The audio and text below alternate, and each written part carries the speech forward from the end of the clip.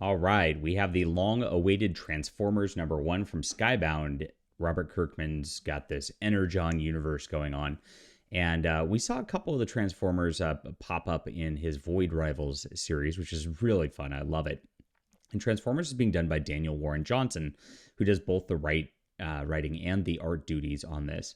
Now, I read his Beta Ray Bill a couple years ago, and I thought it was okay. I thought the art was a little on the sloppy side for me, but it looks like he's like adjusted his style a little bit to be cleaner for the Transformers, just a tad. And so it's working a lot better. Now, the Russ Wooten does the lettering, and the colorist is Mike Spicer, and Mike Spicer really does a great job on the colors here.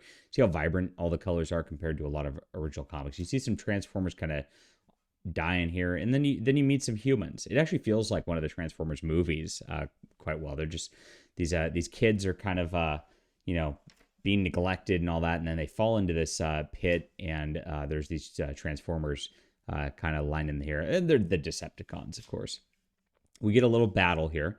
Now, I saw some stuff criticizing the art as not dynamic enough or whatever. It's just cartoony. It feels like a cartoon show rather than a fluid like realism style action.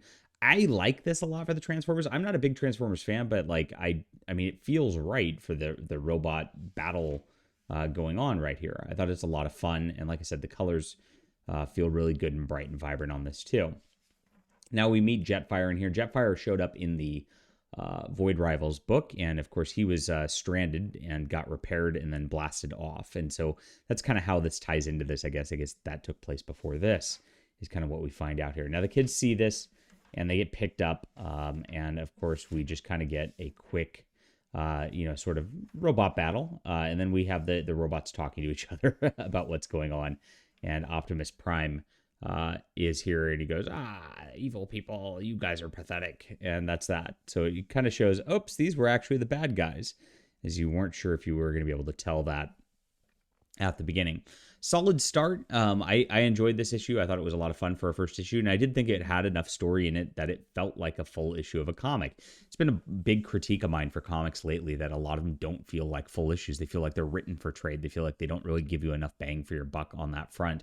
And I feel like this delivers. Now, I do like Void Rivals a bit better. I thought this was a little bit slower paced than that. But I found it enjoyable overall as somebody who's never read a Transformers comic book before, but is a big comic fan. And I mildly know of the Transformers, right? Enjoyable stuff here. Now, all the names of all the Transformers they dropped, I don't know if that is a lot of lore that, a lot of people might like or whatnot. That's not going to be the purpose of this review here.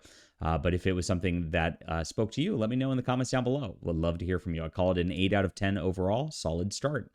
And of course, hit that like and subscribe button. We'll be back soon.